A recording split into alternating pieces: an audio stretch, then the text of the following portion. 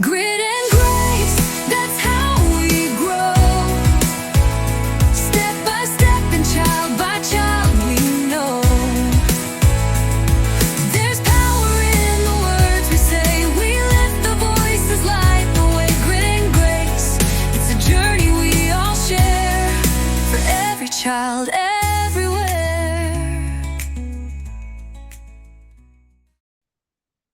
Welcome back to Grit and Grace, a Literacy Journey, a podcast where we explore the real stories of schools, leaders, and teachers working to transform literacy instruction for every single student. Hello, everyone. I am Angie Hanlin, one of the co-hosts of this podcast. Unfortunately, my daughter and co-host Gretchen cannot be with us for this episode. Today, though, we are thrilled to have two, not one, two incredible guests with us. Justin Browning, a literacy leader who has guided districts through the major instructional shifts from balanced literacy to structured literacy. Justin is the founder and lead consultant of SOR for More. Justin, I love the name of that company. And we have Dr. Molly Ness, researcher, author, and national advocate for the science of reading. Molly is a tireless reading advocate who created the End Book Deserts podcast in 2024. She founded Dirigo Literacy, a consulting firm company supporting schools, district, and states align with and implement the science of reading. Together, though, they helped a K-8 school district take on one of the most challenging and important tasks in education, and that is moving from balanced literacy to the science of reading. So today we're going to talk about the first steps they took, the challenges they faced through the work, and the successes that they celebrated, and what teachers and leaders everywhere can learn from their journey. So, whether you are a teacher, a principal, or even a district leader, we hope you will walk away with practical insights and maybe even a little inspiration for your own literacy journey. Let's dive in. Welcome to you both. Welcome, Molly and Justin. Thanks for having us. Yeah, thrilled to be here. And always love talking with Justin. We always have lots to talk about. Okay, I'm so excited. I'm just getting to know you both. I've known you from social media for years. I'm getting to know you on a personal level, and I get happier every single time we're in a conversation together. So it's great. I'm looking forward to this time of conversation with you guys. All right, let's start off. Could you both please just introduce yourselves and share a little bit about your background and your work with literacy? Well, ladies first, I will go. Okay. So I started as a classroom teacher, did Teach for America right out of college, thinking I was going to law school. I think my father now, 3 decades later, has finally accepted that I am not going to be a lawyer. Was out in Oakland, California, which kind of all literacy roads lead to Oakland in many ways. Taught in Los Angeles, quickly recognized that literacy was a social justice issue that I wanted to devote my life and career to. But I didn't know enough. So I came back east and spent a fantastic 4 years at the University of Virginia doing a doctorate in reading education, and was really interested in research around comprehension, but was really mostly interested in the research to practice gap. We know it takes typically almost 20 years, some research shows, for peer-reviewed research to really have classroom implications. And at that point, there's a whole new slew of research. So I became a university professor in a graduate school of education, Fordham University in New York City. I was there for 16 or 17 years, left and worked for some literacy-based nonprofits as well as some big educational publishers. And now I am working entirely in schools and districts, helping them understand the science of reading, align materials with the science of reading. And then I love writing, and I really love translating research to practice. So my books are super practical.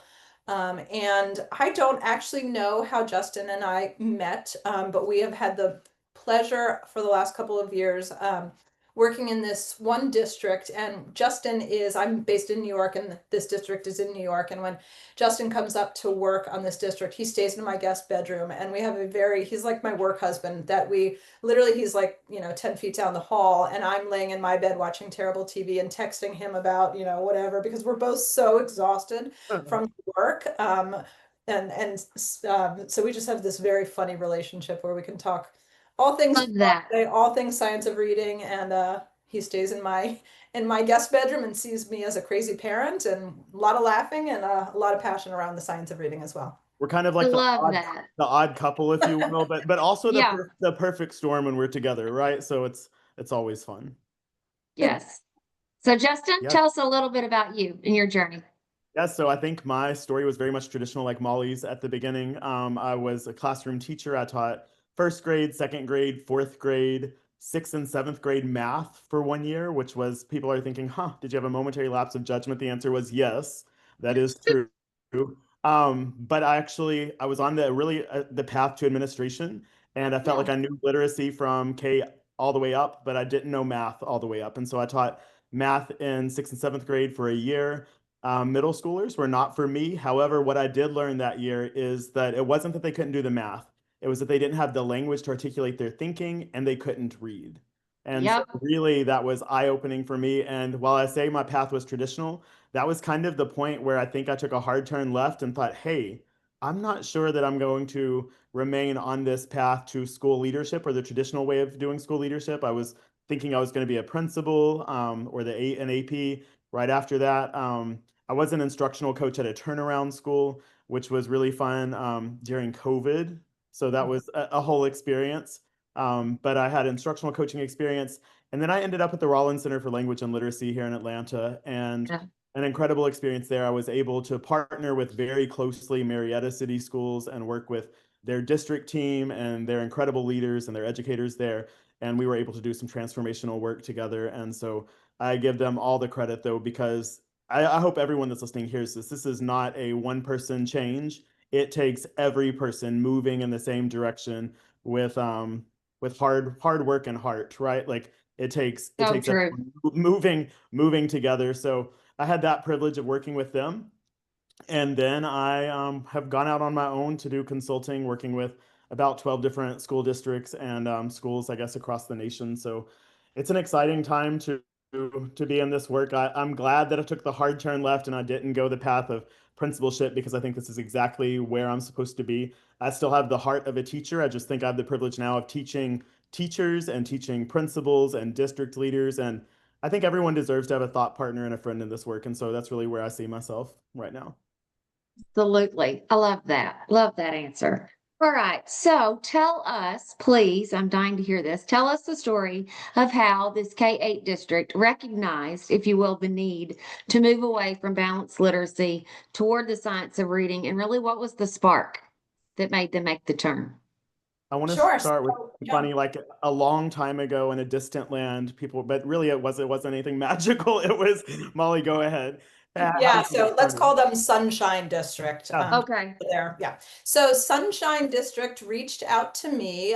They are relatively geographically close to me, and so sort of knew my name in this little literacy world. And what was interesting about their story was they reached out in January, and they had a very involved school board that basically said, it is January, by June you will have adopted new instructional materials.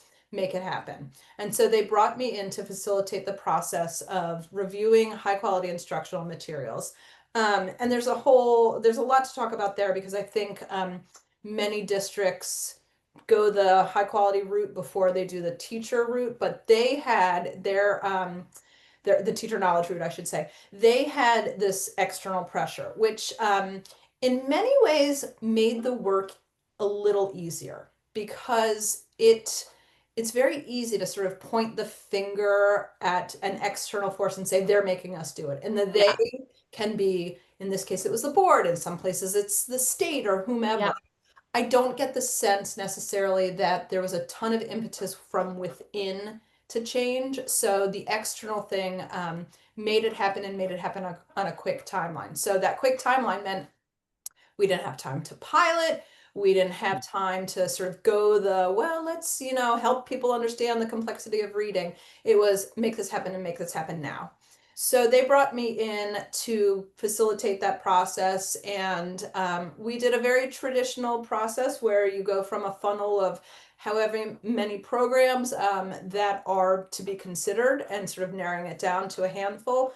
I will say that lots of districts are going through this process now. How do we go from whatever 20 programs that we could possibly reach out to vendors and narrow it?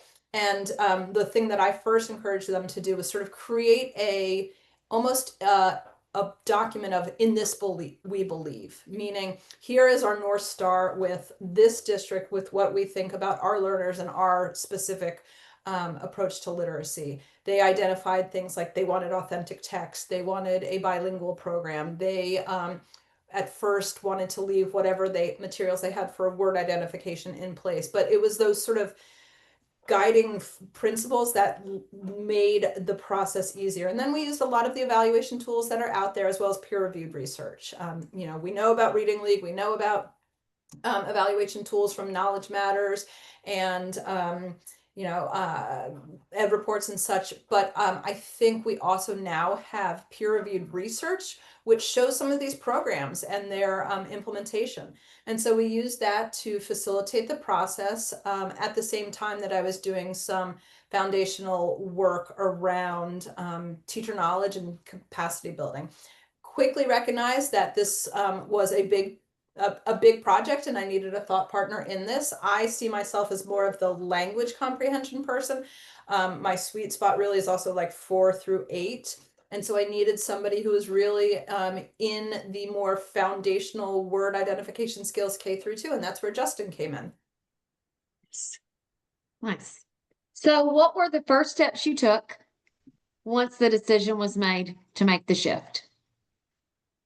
So I will say the thing that we were super clear about, we went into this knowing that not everyone was going to be on board with whatever materials we chose. You can't make everybody happy. But what was super important was that we had clarity and transparency around the process. So even if you didn't agree with the fact that we chose X program, you understood the factors that got us to that decision. So I think as districts are grappling with that, there has to be transparency in the process along the way. So that was super important for us. When we made the selection, the vendor offered external support. So school leaders and a handful of teachers took those opportunities in the summer. And then we hit the ground running with Justin coming in to do more of a sort of a coaching approach and a unpacking of the program, while I then actually started doing some work at the middle school level. So Justin will tell you what he did in the K through 5 buildings. Yes. Justin? Yeah, it was a very fast process. I think a lot of schools go through this idea or this process of things being mandated through legislation. Yeah. I don't feel like that was necessarily the stress here. It was the school board, and actually many of the districts I've worked with that have been successful, it's because of a strong school board that's behind it, pushing the work. And while still feels like mandates in a lot of ways, I do think that heat on district leadership, on teachers to really change outcomes is important. And so we jumped in. It was the end of the school year. I was able to meet with teachers. We did really a high level overview of the curriculum that was chosen, really helping them understand the why and why we were making this shift. In some ways, it felt like we were doing therapy sessions, right? Like group therapy sessions around how are we making this shift? Why are we making this shift?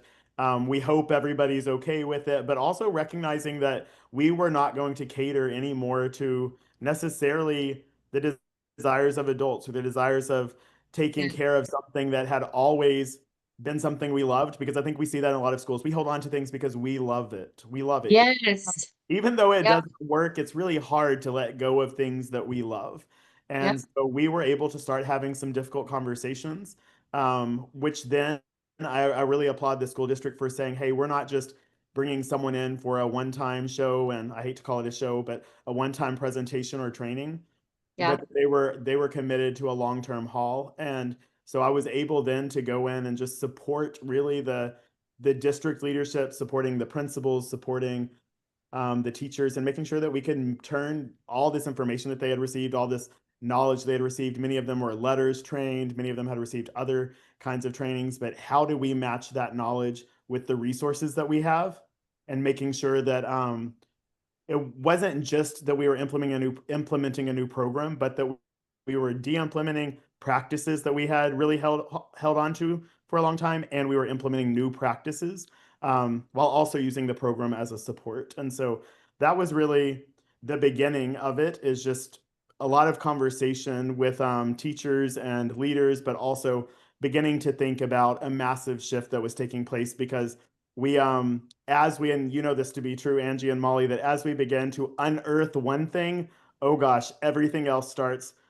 bubbling up. And so we really were excuse me, we really were fixing the language comprehension side of things. We had thought, hey, this is where we need to work first. And then if it wasn't September, maybe October, where we were like, oh gosh, we've really got to attack the word recognition side very, very quickly too, with a different plan of attack than what we had planned originally. Because as much as we went to, I think every school wants to say, hey, this is the comprehensive program, we're going to use this program all the way through. There is no perfect program. And so we had to do what was best, and what we had really seen had evidence behind it that it was going to work in the implementation. So I'll go ahead and name this program we implemented UFly. And when we implemented UFly, it was hard because they were used to implementing a program that they held on to, and they wanted to hold on to pieces of the program. And Yeah. can we still use these cards? And can we use this paper? And can we use? And it was going to become a mashup, if you will, of programs, because I think that feels a little safer to people. Like, okay, we'll take a Yeah. little bit of that and a little bit of this. But then what really happened was we began to implement it. They began to see that the routines were decently easy to implement and to roll out with their students. And then before long, it was off and running. And I actually just talked to the district this last week, and they were like, UFly has started so strong. And so to see, because we started mid-year, right? Like a Yeah. clean, it wasn't a clean August start or September start. It was really that we started mid-year. And so to see the excitement around that, I think, so that was just a little bit of the unearthing. And then of course it's unearthed a lot of other things, like what do we do with small group instruction, and what does this look like? How do we support students who tier one whole group instruction isn't necessarily working for? So I think year one, if we had to call it something, give it a headline, it would be the great unearthing, right? Like we were unearthing all the things that needed to be addressed. And then I would be curious what this next year's headline would be. Okay, well, you brought up a couple things that I want to expand upon. So the great unearthing not only brought up, programs, but it's stuff like, what do we report to parents and caregivers? Yes. How do we evaluate report cards? So it wasn't just a like, we'll adopt a program. It was like literally an overhaul of all of these different things, which feels really daunting. And the advice that when we were choosing materials, the advice that I kept giving to this district was, there are other districts out there who are a year ahead of you, 2 years ahead of you, 3 years ahead. Don't recreate the wheel. How did they do their report cards? What the framework that they use for sharing data? So I think we have to be more intentional about creating those connections all across the country as districts and schools Yeah.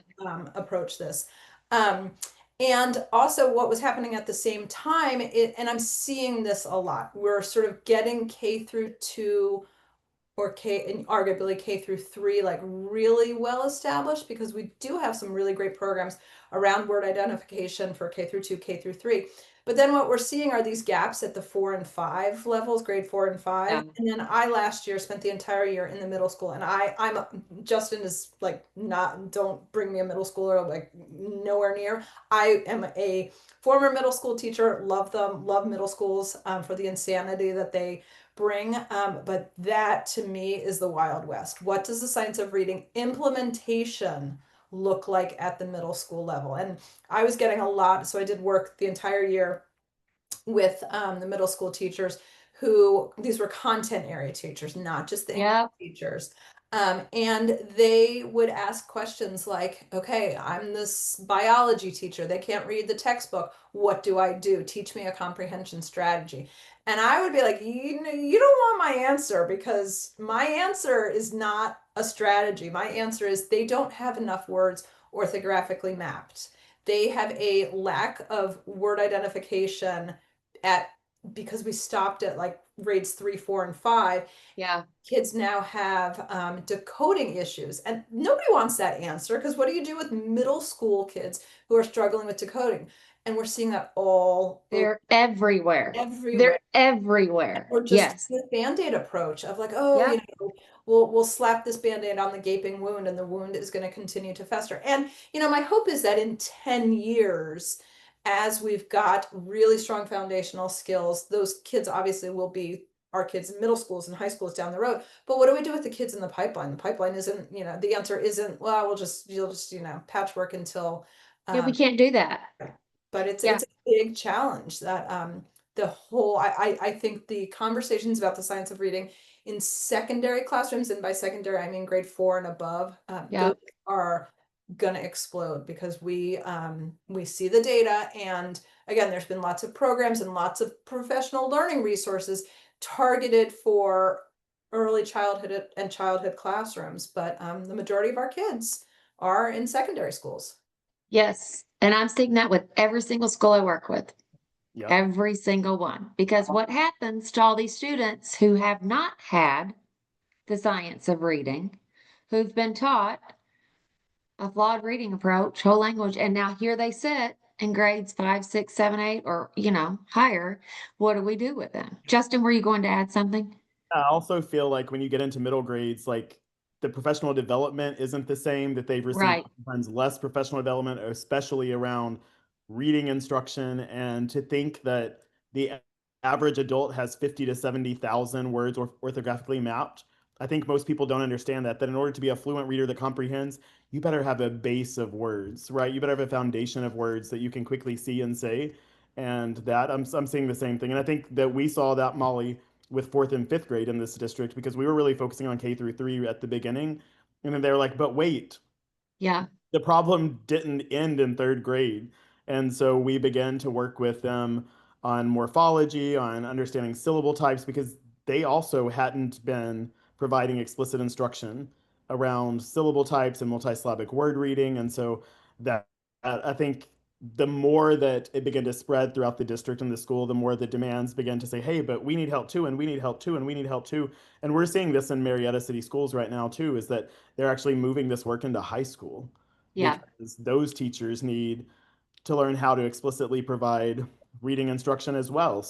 So it's interesting. I think when I think about why and kind of how this all rolled out, it was also the knowledge building piece, right? That we realized that the teachers had gone through letters and they had gone through different trainings, Yes. but because they didn't implement it immediately, Yep. and there had been really a gap in time, that sometimes when you don't use it, you lose it, right? And I think we see that in Right. schools, that you did a quick PD, or maybe you did 60 hours worth of PD, but if you don't implement it, if you don't actually work with that knowledge, then it gets lost in implementation. And so that's what we saw. We saw these dots. Everyone had a little piece of this and a little piece of this, and I remember that, but trying to help them connect the dots was really, really important to the work. And it wasn't just implementing a new program. It wasn't a plug and play. It was, let's implement this and let's understand why. Let's connect it back to what we previously learned, and trying to resurface that information and making sure that they understood not just what we were implementing and how, but why and the importance behind it. And I'm Well, seeing I'm sorry. Go when ahead, Molly. you look at the timeline, so the world of the science of reading, obviously the science of reading is a longstanding body of research, but the world of the science of reading has really been like, we're like 5 years in, arguably, like the general consensus kind of picked up with COVID and everything. I often think that the first 2 to 3-ish years were the easy work. It's really easy to learn about the simple view. It's really easy to, put up Scarborough's rope. That's the easy stuff. What's really hard is the how does it actualize into classroom instruction? And Yes. we want we got to have the patience and the stamina and the leadership to Yes. do the work that makes that happen. And so we're in, I think, for we got a long road ahead in terms of our persistence, our patience, our fortitude, our commitment, because the easy work was kind of behind us. You Yeah, know, we, moving from knowledge to know-how, right? Like I think Molly and I say that yeah, a lot. How do we really move from knowledge to know-how? Because it's yeah, the know-how piece that's hard. We can name the things. We've seen the things, we've heard the things.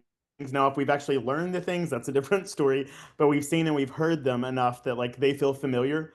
But taking those top strands of Scarborough's reading rope and then saying, let's put those into action, that's a different story than just being it able to. is.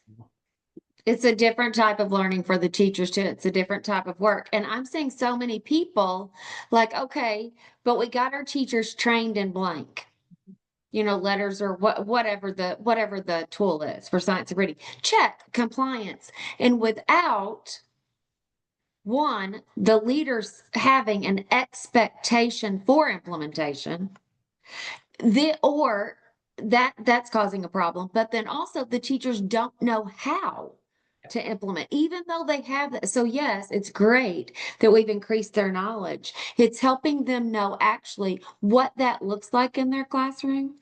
What do I say? Like the strands of Scarborough's rope, what do I say out of my mouth to actually make that come to life in my classroom with the learners? So, how did you address resistance? If you had any, how did you address resistance? Because we all know that happens, or misconceptions about really what the science of reading is and is not. Yeah, so I can talk about it a little bit about like in the early stages, and certainly the work that I was doing last year with the middle school, because middle school folks, and I say this as a previous middle school person, are generally speaking not particularly well prepared in literacy instruction because they are content specialists. So you Yeah. tend to get even more resistance from middle school people who are committed to their content, or you're not going to take my class set of The Outsiders away from me or what have you. So I think from the get-go, my expectation with the district, and I should also contextualize, we're in New York. New York is a very local control state. So we did not have much external pressure other than the school board itself, sort of forcing these changes or the implementation or anything.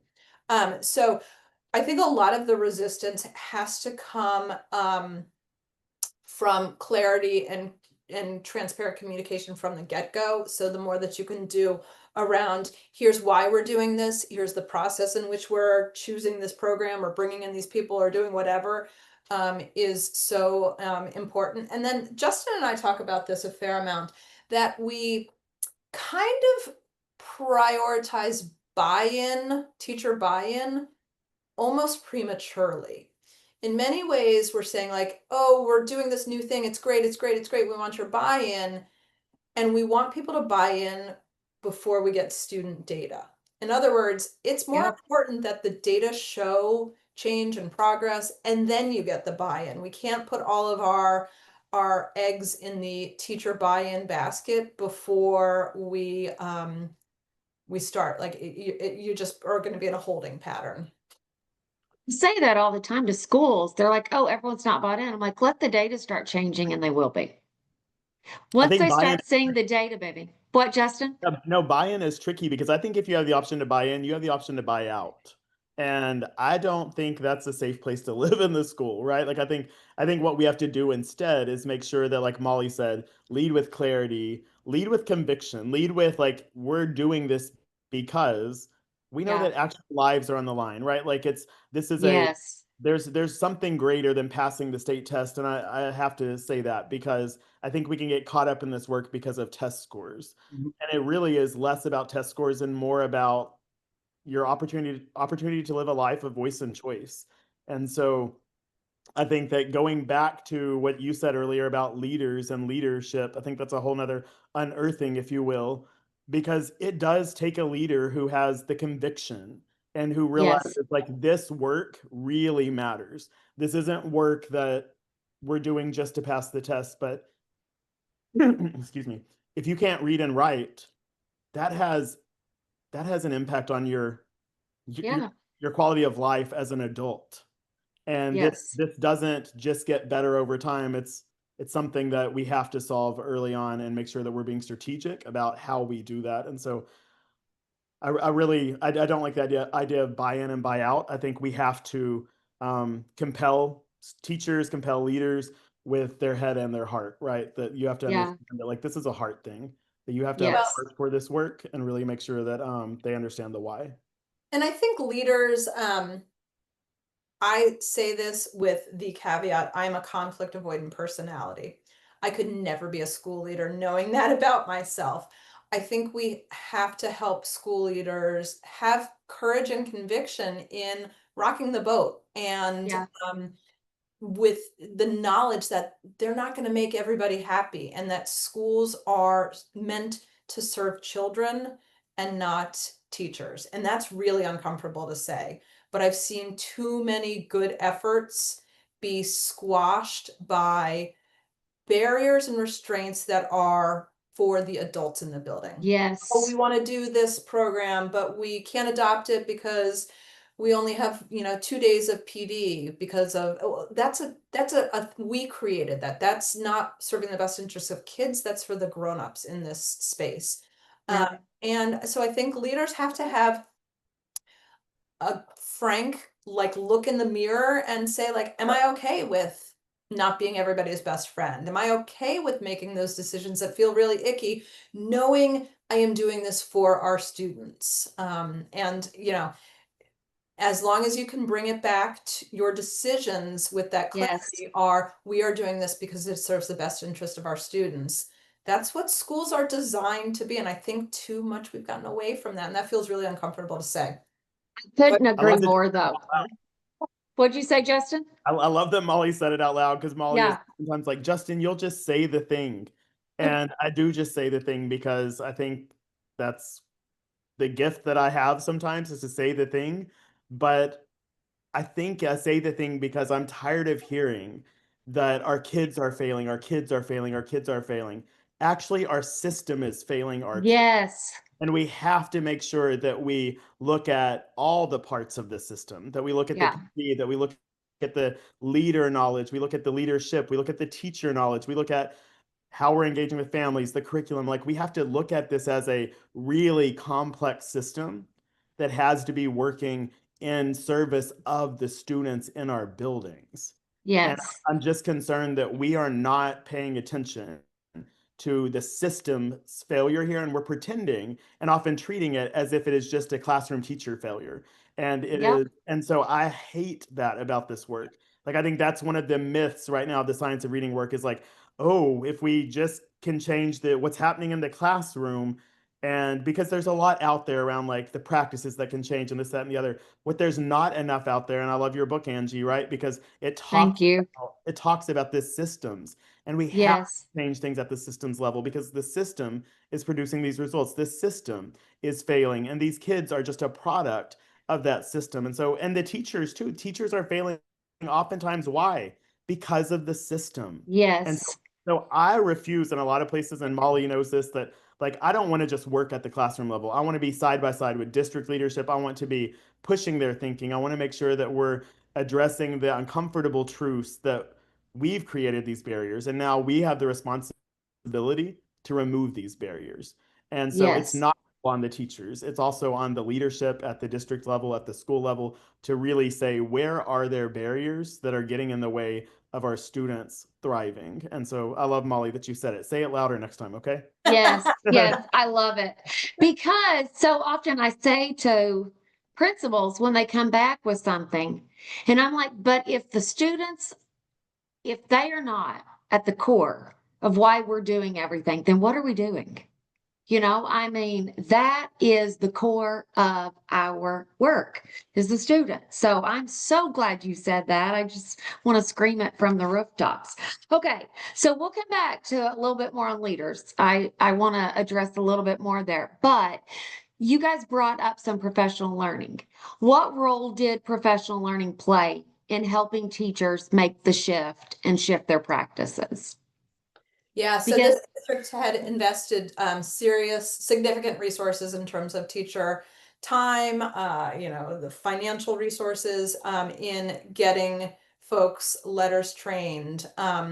The thing that I see so much, and that we know from research, is that we're doing a whole lot of teaching around the science of reading, but not marrying it necessarily to the particular instructional practices, and then also not marrying it to really effective teaching practices. It's one thing to know the body of research, which is the science of reading. It's a whole other thing to know, what does effective instruction look like? What does explicit instruction look like? And I think that is a bit lost. And I also say this as somebody who spent 2 decades in a really traditional graduate school of education, that is not something I think that we do a great job of teaching teachers about, whether you are a second grade ELA teacher or a seventh grade chemistry teacher. It doesn't matter, you're a content specialist, but you have to have a body of knowledge around what explicit instruction is and what are good teaching practices. And so I think we've still got some work to do around that. But it is this sort of symphony of, we're going to teach you about the science of reading, you're going to know your program, but where we're still figuring out is the marriage of those two components. Yeah, I think Molly, you named it really clearly that it is like I think a lot of schools and districts are saying, okay, we have a program now, and a lot of times it's because of legislation and mandates, and yep. we're like, okay, we're doing the science of reading. Gosh, if there's one thing that makes me feel crazy, it's we're doing the science of reading. Anyway, I say this all the time, We Justin. can't Yes. do the science of reading, right? Yeah. Like, but that drives me crazy. It's really the implementation of structured literacy and like the what and the how, the what and the how. Yes. And I can't help but, and maybe Angie, you can link this, but the International Dyslexia Association infographic, I think, is perfect at providing clarity around like what do we have to teach and how do we have to teach it. And then we use the resource as the vehicle in which we teach that in. But I think the how is what's getting Yeah. lost. The how we implement it, how we make sure that teaching and learning is happening and not like we have to move away. Molly and I were having this discussion earlier because, like I said, we're like the odd couple and we chat about this stuff all the time. But I think we're in this weird, this weird phase of really passive planning and passive teaching. And so I Yes. think it's the result of having a scripted program. Ooh, I said it out loud. I wasn't supposed to say that. Okay. But we when we have scripted programs, I think it leads to passive teaching and learning that I just have to do this thing and get through it. And that's really where I think when we think about PD in the school, where I've been working with them on UFly implementation, but also in some other ways, is helping them see that here's what the program says, but here's the teacher moves. Here's how we Yes. bring this to life. And one of the principles that we work with is like, Justin, the thing that you do is you help them really like teach between the lines, right? Like the lines, like we know what we have to teach, but it's the how and it's the what does How? this look like and how do we elicit so many opportunities to respond to ensure that kids are getting enough practice in order to become proficient. And I think that's the missing piece is that we have to Yes. be laser focused in on really clear teaching and really targeted practice to get to proficiency. And the way that we do that is by using the teaching moves that ensure that every student is doing the work, whether they're writing, whether they're speaking, whether they are doing something, but that everyone's involved, excuse me, that everyone's involved the entire time. And I think we've just become very passive in our teaching Yep. and Yep. passive in our planning. And this work will not fly with passive planning and passive teaching. And so Oh, that takes leadership though. Leaders have to know how to implement Wonders or UFly or any of these programs that are out there, right? Leaders yes. to know more than just, oh, this is the program we use. You have to be able to jump in and show them what does it look like? What does it look like to bring this program to life? And how do Yeah. we ensure that teaching what's in this program leads to learning? And that right there, that's where PD has to live in our schools. And a lot of you know this, Angie and Molly, a lot of the PD research says like we need to be providing PD parallel to or with the curriculum that we're using. It doesn't make sense to teach something in an abstract manner. Like teach No.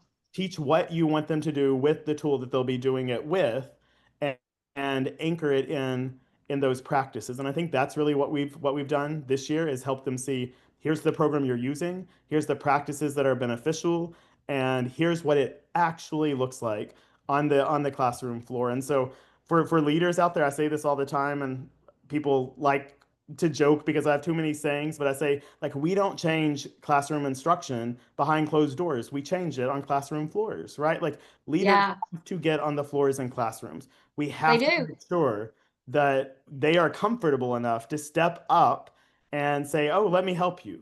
But oftentimes we're avoiding as leaders going into classrooms. Why? Because we don't know what to say or do Ex- when exactly. when we get in Yeah, there. So I think yeah. that's something that has to be addressed is we've got to really upskill our leaders in their ability to implement these programs and to implement the practices in the science of reading. And they I would, also have to know what explicit instruction is, yeah. what it looks like, how to deliver it themselves. The schools and the districts I'm working with, I say all the time, you cannot lead this work from an office. This work is led from a classroom.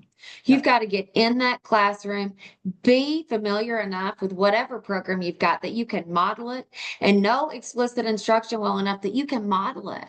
Because that really, we've all had this conversation and we love to talk about it, could talk about it probably for hours, but that really is it's the explicit instruction that's missing. It's that design and the delivery, and that's the piece that's missing. Molly, were you going to add Yeah, something? so I'm doing I would say like my current leadership work, I would say, is not just in districts, but I'm also doing a fair amount of work with early career teachers and graduate students. And every class, when they come in from the field, I ask them, tell me what you taught today. And if every person could hold us accountable to tell me what you taught today, and I will push students. They'll say like, oh, we covered, whatever, the Peloponnesian War. I'm like, no, no, no, that's content you You froze. covered. You froze. Can you go back just a little I bit? will say what the students will say, oh, we taught the Peloponnesian War. And I'll say, no, no, no, that was content you covered. What was the skill? What was the knowledge? What was the, standard that you actually provided explicit instruction? Not what did you do with your time, but what knowledge or skills did students walk away with that they didn't have before because of your instruction? And when it catches people off guard because they're not It does. always used to thinking about, well, what did I actually demonstrate slash model slash build? Instead, they sort of are thinking, I think we think about like, what did I cover? Or how did I use the 42 Yes. minutes kids are in my room or what have Yeah. you? Yeah. What did I cover is Yeah. the big one. What did I cover? I say too, what did you want the students to learn? Yeah. Like, what were you wanting them to learn? Based on that standard, what are we wanting the students to learn? So, how did teachers' daily instruction and their instructional practices change once you put the new practices in place? Like, what type of changes did you see in the classrooms? I'm going to punt that to Justin because the middle school is a work in progress. And we Okay. knew that middle school is a work in progress Yeah, for all of the reasons that I've touched on, why middle schools are sort of their own wild entity. yeah, I think leadership in elementary schools has to be strong, of course. It takes an even stronger middle school leader to navigate all of the literacy work with all these different, in many ways, content specialists. So Justin probably has more practical understanding of behavioral changes or teacher moves or what he saw with the K through 5 Yeah, folks. I think I can answer that, and I'm gonna try to say this in the calmest and the most politically correct way. I don't know if that's the just right way. love you. Go ahead, just The say it. kindest way to say this is that we ended the choose your own adventure style of teaching, right? Like that's how the practice changed. Is that all of a sudden there were solid practices that were consistent from classroom to classroom that created equity. And instead of choosing your own adventure, now we knew exactly how we were going to teach word recognition, and it was going to look the same from classroom to classroom. The other thing is that we weren't choosing different programs to use in intervention and all the other places where kids were getting support, we were expecting and teaching and having conversations with special education and intervention and saying, hey, we want to make sure that the practices that we're using within UFly and the practices that we're using in other programs, that they're bleeding over into these other places, because our kids who are struggling the most, they don't have the cognitive energy to put towards learning a new program or a Exactly. new way, but they need everything to be as streamlined as possible to ensure that we can accelerate the mastery of skill. And so I think the first thing is that it just created an equitable experience for all students, no matter what school you were at, no matter which classroom you were in. The winning the lottery of you got the teacher who actually is a great reading teacher or you didn't, that's Yep. disappearing. And so I think that's the first thing. I say this a lot, that when we leave teaching reading and writing up to teacher choice, we leave learning to read and write up to chance. And that to me is huge for us to understand that that's a systems issue, though. Going back to Yes. systems, we Yep. have to at least give people the floor. This is the minimum that we're going to do. This is the baseline that every student in our district is going to get, because we believe that all students deserve the opportunity Yeah. to read and write well. And so making sure that we do that, I think that's the first thing that we've seen, is more consistency this year from classroom to classroom, from school to school. And we have a common language. We can all speak about the same thing now. We can all understand the same thing. Why? Because we're playing from the same playbook. And when Yes. you're playing from the same playbook, you can plan to win. When everyone's playing from a different play and no one knows who's running where or when or how, you run the risk of bumping into each other and losing some people along the way, right? And I think Right. that's what's happened. And so being able to play from the same playbook and really begin to understand and use a common language in the schools has been powerful. And that's really hard at the middle school level. I'm working with so many middle school teachers who it is an equity issue, and it is kind of the choose your own adventure. Districts will have, well, we have three common assessments that every seventh grader is going to write a paragraph about, character traits or whatever. So that's standard. But, teacher A is doing it from this group of short stories, and teacher B is doing it from this whole chapter book. And I see that as an equity issue. And Yeah. whenever I point this out, people will push me and say, well, what are the alternatives? And I never thought that I would necessarily be somebody who is pushing a program, particularly at the middle school level. But in the work that I'm doing with middle schools now, I'm trying to remind people that teachers are not curricular designers, and we put all of this effort into taking our middle school resources and making sure we're doing all the things. We've got the comprehension, we've got the morphology, we've got all this stuff. And in many ways, we're making more work for ourselves.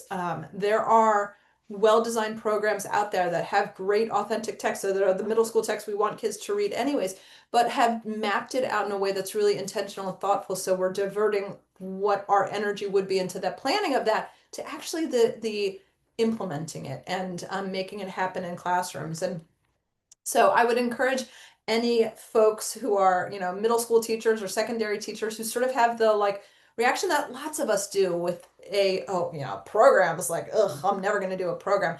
People automatically assume they're scripted. People automatically assume there's no room for teacher choice or teacher voice. And I will say they've come a long way, and we have to be, if we are really, really committed to equity for kids, it doesn't matter which seventh grade teacher you have or which room you're in, that there is a uniform, every kid in this district has this Yes. experience, then we have to play from the same playbook, as Justin Yeah. said. And I don't Yeah. see that very often happening. And that's not easy to do in a place, Angie, where autonomy has been king, right? Where Right. everyone has been able to run and do their own thing. It's Yes. left up to teacher device whether or not kids were going to Yep. survive that year or barely make it. And so I'm really excited. I think it takes courage. It takes courage for schools to make that decision, because you talked earlier about resistance. Yep, when you say this is what we're using and you Yeah. don't get to use X, Y, or Z anymore, guess what you're going to get? resistance. Yes. And not from one, but from many. But I like to say this, that resistance is the first sign of change. That when Yeah. people to resist, it really is like they're starting to rethink some things. And at least, if nothing else, resistance is a sign that they're thinking about it, that they're wrestling with like things, probably their own beliefs are being confronted. They're having to figure out what maybe have I been doing that hasn't been helping students. I don't like to say hurting students, but like what we have to reflect on our own practices in those Yeah. moments. And I think that's Yeah. that's uncomfortable to do, but I really think there's a lot of power in like the resistant moments to say, you know what, I see you and understand that you're struggling, and I'm here to support you. I think that's the big thing. Going back to leadership, like Yes. it is a whole lot more than just saying, let's have a unwrapping the box party and roll with it. The program is ready to go. Mhm. But actually, I have a plan for how I'm going to support you and we're going to implement this. I'm going to be in your classroom. I'm going to make sure that you feel comfortable with the materials and that you know how to use this tool because I'm not a handyman. Molly will joke about or laugh about this, but I'm not a handyman. Like you can give me a tool and I'd be like, huh, don't know what to do with that, right? And I think teachers are the same way. Yeah. Give them the tool and they don't know how to use it. So what do? We abandon it and we go back to what is known and what is comfortable. And so we have to be committed as leaders in schools to walk alongside our teachers Yes. and to make sure that we don't just say, okay, let's go to this training and learn how to do it. That's the I do. Now you go do it. We jump Yep. from the I do to the you do with teachers all the time. All the And time. we have to learn to live in the we do because the we do is where we demonstrate mastery. The we do is where we get it. You don't release students to the you do until they know what to do. And I think We do that's it so to important teachers all the all time, the time. All the all time. the time. When Patty Montgomery came into my life and I actually learned, luckily, as a first year principal, thank God, not like year 10 principal. Luckily, I got to learn as first year principal about the systems piece. And then you see that what's missing in schools, one is systems, but also strong leadership. And it was, we need courageous leaders because as we write in the book, I keep I'm pointing over here because the book's sitting right here. Mhm. But we say every student deserves this. Every single student deserves this. But I say to leaders now when I work with them, it's okay to not know. But it's not okay to not learn. It's not okay to not get in there and learn right along with them and get in there and do the work because we can't throw this work at teachers. And I hate it when that happens. And then we expect, okay, well, we did the training, check, that's done, compliance. Okay, so Patty and I joke about go forth and implement. And that's just not going to happen. We've assumed that for too long. So let's shift it now truly to leadership. What do you guys feel that all school leaders need to know when leading a transition like this one? That it's Well, going to be easy. It's just going to be so easy. and everyone's gonna love you. You're going to be their favorite You're about to person. be everyone's best friend. Don't worry. Yes. Yeah. Okay. So my answer goes back to the prioritizing why we are doing this. We are doing this for kids. As Yeah. I think strong leaders have the conviction in, I know I'm not going to have everybody, celebrating my decisions, but here's why I'm doing it. And it is always rooted in the, we are doing it for the best interest of students, I think is so essential. As long as people can communicate that in a really clear, transparent way, then you'll have the naysayers, but it's hard to fight against a decision that is rooted in student interest. It is. I love you for saying that. Thank you. Justin, do you want to add anything? Yeah, I think they need to know. Gosh, there's so much they need to know. I think you need to know there's a lot that you need to know. I think that's the first one. A level of self-awareness that there's going to be a learning curve that's much larger for you as the leader because you need to know what the teachers need to know, Yep. but you also need to know what you need to know from the leadership lens. And so you need to know there's a lot that you need to know. I think that's one. And that this work doesn't happen overnight, but it also doesn't happen through incremental small change that moves at a snail's pace, right? Like there is Right. something really powerful about getting in front of this work, about planning the work and working the plan and making sure that ball keeps moving, nonstop. Because I say this when I'm working with leaders, that those moments, right? Moment after moment after moment. Oh, there's a moment, great PD moment. We learned a little something. Now we're implementing. Oh, we get to celebrate that moment. But those moments over time are what create momentum. You begin to see these shiny spots in your building, which you're like, oh yes, there it is. And we have Yeah. to celebrate those things. We have to make sure that, like, in the grind, that we're recognizing what's working and we're pointing to it nonstop, and that we're making sure that those moments don't get lost, because it's easy to be fixated on something for a moment and then walk Yeah. away from it, and then you lose momentum. But it's the constant keeping it rolling, keeping it rolling, keeping it moving, because there's a lot that teachers have to learn, and there's a lot that leaders have to learn, but there's a lot that we have to learn and do. And I think it's that idea of just learn a little, do a little, learn a little, do a little, learn a little, do a little, because we get in a real dangerous spot as leaders when we say we're going to have a 3 hour PD day. Why? Because we have 3 hours here. We might as well teach them everything they need to know Right. in 3 hours or in the PD day. But what tends to happen is we knowledge bomb them, if you will, but we knowledge bomb them in such a way that nothing actually sticks.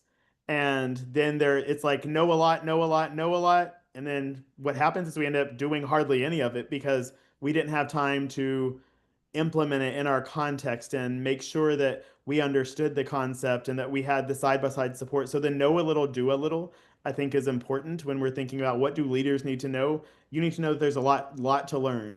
A lot. You also need to know that you can't learn it all in one day, but you also have to make sure that you keep learning and keep doing, keep learning and keep doing, keep learning and keep doing. I'm That's so glad you brought up the incremental thing because that's something that I see is districts will be like, well, why don't we just start with Yeah. K1 and then we'll do 2, 3 and I'm a rip off the Band-Aid kind of person. And Me I too. always in this work I brought to districts that I was working with.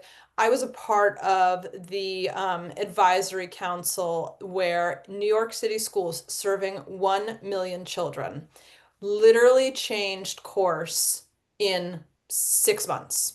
And yes, there were all sorts of struggles and processes, but we went from adopting materials, rolling it out in like almost no time flat. So when I hear districts that are relatively small, we've got 3 elementaries or we've got 6 elementaries and 1 or 2 middle schools, and they're like, let's do this in a whole, we'll roll it. I'm like, nope, rip off the band-aid, let's do it.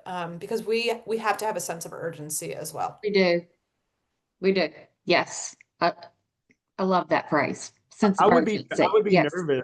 I would be nervous, Angie, if I go into a school and I don't hear things like, "Oh gosh, this feels like too much." Like, I want to say, "Yes, it feels like a lot and it's going to feel like a lot for a long time," Yes. because this is not a tweak. And I think we live in like, "Oop, Band-Aid, oop, tweak. Oh, let's fix this real quick. Oh, good, check, did that." We live in this check box and checklist mentality where everything is a tweak and a quick fix. Yeah. Work is actually transformational, and Yes. it takes a lot of time and it takes a lot of energy, and it's going to require principals to rethink their jobs and their role in the building, coaches to rethink their jobs and their roles, and then really teachers as well, right? So it's not just one person or one role changing. It's really the whole system is changing and transforming. Yeah. And guess what? The transformation hurts sometimes. Like, it does not feel good. And I think it's important for us to just name that, right? That this is transformative, Yeah. that it doesn't happen overnight. And anyone that thinks this is easy, I would question if you really understand the work, because if it was easy, everyone would be doing it. Exactly. Yeah. And also about it, I think schools need to also acknowledge when we do this, when we make this transition from balance to structured literacy, thank God they're making it. But when we make it, that almost everything is changing. It's Yep. not that we can just change a thing here, a thing there. No, we're probably going to change just about everything that you've been doing. And and I think we just need to embrace that, like you guys have said, call that what it is and like, no, you're probably going to be changing just about everything. Yep. Yep. And it is going to be hard and a challenge, but in the very next breath, I always say, too, it's the most rewarding work ever. Yep. So leads me to looking back, and I know you aren't done with the work, and I love that about this story too, that you've still got so much work to do. But what do you see as one of the biggest successes of this work so far? I would say that the biggest success for me has been that teachers that were non-believers and thought like this can't work by the end of the year were saying, "Oh my gosh, my kids have far exceeded expectations this year." But you know what? I looked at them. I look at what I say to them is they far exceeded expectations because you far exceeded your own expectations with what you did through implementation, right? Like it's a change in teacher actions leads to a change in student outcomes. And I would say the same thing about leadership. A change in leader actions leads to a change in teacher outcomes. And so that's the thing I'm most proud of is that we've actually seen the teacher actions change. And because of that, we've actually seen the beginnings. And I don't want to say, like, is it massive with word recognition right now? No. But you can see already that kids are reading and writing and spelling more and better than they did in the past. And not just some students, but that it's making an impact at a really broad level, which I think is important. I will also say that when we think about the language comprehension side and implementing a new program there, we actually implemented programs for both, right, this year, which most schools don't do because it's normally like, oh, that will be too much. But that was a courageous decision. And the scores are not released yet, but I have heard through the grapevine that there is good news, and so Good. I'm excited to celebrate that and to really celebrate the teachers and to celebrate the leaders and to celebrate the people that have the students, right? Like it Yeah. was hard work from everybody. It was hard work from everybody, and to celebrate the board for pushing. Way to go, board! Way to not give up. Way to not back Yeah. down. Way to hold people's feet to the fire week after week, board meeting after board meeting to say this is what we believe in because it is transforming that district. A district that was stagnant for a long time is actually seeing really strong growth after 1 year. So that's really I exciting. love that. I love that. Molly, do you want to add anything? I mean, I would echo everything, but also add when I was doing classroom observations, gosh, last winter or spring, to go from one section to another section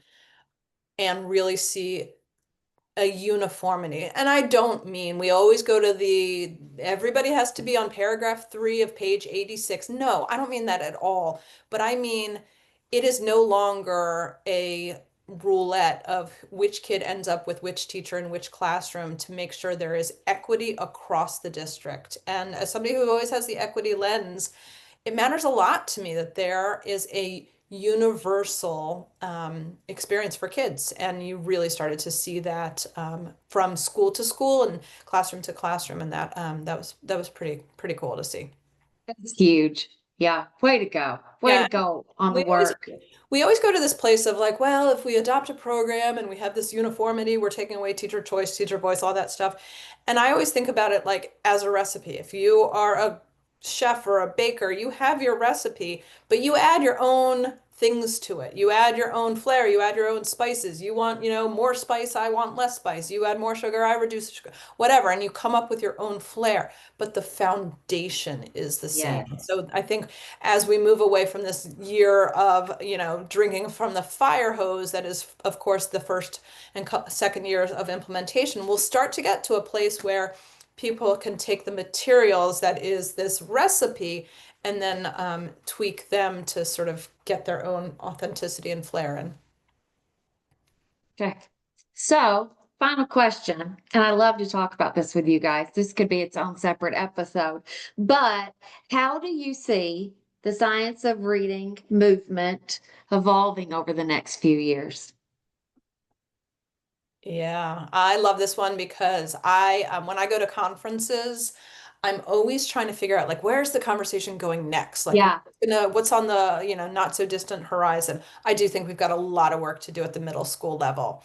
So I'm excited for that. And I think the conversations are going to be back to explicit instruction and high quality teaching of knowledge skills, not just filling kids' instructional time, and moving a little bit away from this like constructivist view to more of a explicit instruction lens. Yeah. It's exciting. I hope so. Molly nailed it when she said explicit instruction, because I Yeah. was thinking, I think the move is going to continue to shift towards implementation and the knowledge to know-how, because I think we're sitting on top of potential and people that have been taught some things. I think we're gonna have to reteach some things, right? We're gonna have to make sure that the same way we teach the most important things, that teachers really have grasped and leaders have grasped the most important things that they need to know around the science of reading. But then more than that, that they have the know-how with how do we implement what we know from the research. Because that's really where the gap is right now. It's the research is Yeah. over here. But there's not a lot out there about like, but what does it actually look like in implementation? We do know from structured literacy what the how should look like, but I don't think there's a lot out there about what does this actually look like in language comprehension instruction? What does this actually look like? What does syntax instruction actually look like in schools? What does, I think there's a lot of, there's a mystery around a lot of that. And I think a lot of people are being brave and experimenting and trying, and which kudos to anyone that's brave enough to get out there and do it, because it feels very different from the old school way of doing things. But I also think that there is something amazing when you build knowledge, when you build language, and really that transfers into literacy, that I can read and write because I have that knowledge and language. And that's what we're seeing. I mean, that's what I'm seeing in every school, that when they make this shift from old school skills strategies, I hate to say, because I still think there's still space, and I want to be very clear on this. We still use comprehension strategies. We're not throwing that out, but we do it in order to teach knowledge, and we use our language in the process. But I think just a massive overhaul with the way we think about language, oral language development too. I think that's the other shift, like in the know-how, is how are we developing oral language in all of our students? Yeah, yes, the brain, we know this, that the brain was wired for language. However, it did not come preloaded with everything you need to Right. know around language. And so that still requires explicit instruction. And so I think we're going to see some really neat advancements in schools, and probably in programs and curriculums around how are we developing language with students. But yeah, the knowledge to know-how piece, huge. I think that's gonna be the next step. So I'm excited to be on the implementation side, because I feel like that's where I get to live and play in that sandbox all the time. I say this about Molly and I think we are the like perfect storm together, because she really has the research lens. I am Yeah. very much a practitioner in buildings, in schools every day with leaders and teachers and district staff. And so I think we're in an exciting place together to be doing this work. And so I'm just excited to see what happens next in the districts that we're working with. And I think it's going to be positive. I can already see the payoff of the hard work of the people that are implementing. It's so exciting. Thank you both for the work that you're doing, and how you're really helping schools make these changes, make these transformations, like you guys mentioned. And I want you both to know I'm just so excited, happy, blessed, and proud to even say that I know you both. And I'm so proud of the work you're doing. I'm proud to be in this work that we're all doing, that we love to talk about.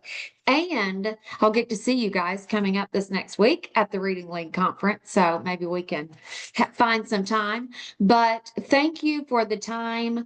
You've said so many things today that I think are either mic drop moments, or like, oh, pause that, write that down for schools. So just thank you for this time. So thank you for sharing your time, your wisdom, your story. And your story really, really shows both the grit. We named this Grit and Grace, a literacy journey, because my daughter and I said one night, my gosh, it takes both. And your story really shows both. The grit it takes to lead this change and do this change and embrace this change, but also the grace it takes to support teachers and the students both and the leaders all as they go through this. So for our listeners, we hope that this conversation sparks some new ideas and also encouragement to you as you think about what literacy instruction can and should look like in your schools and in your classrooms, and what we can do to make reading possible for every single student. So if you enjoyed today's episode, be sure to subscribe, leave us a review, share this with friends or your leaders. And as always, thank you so much for joining us on this path to ensuring that every single child becomes a confident, capable reader. Why? Because they deserve it.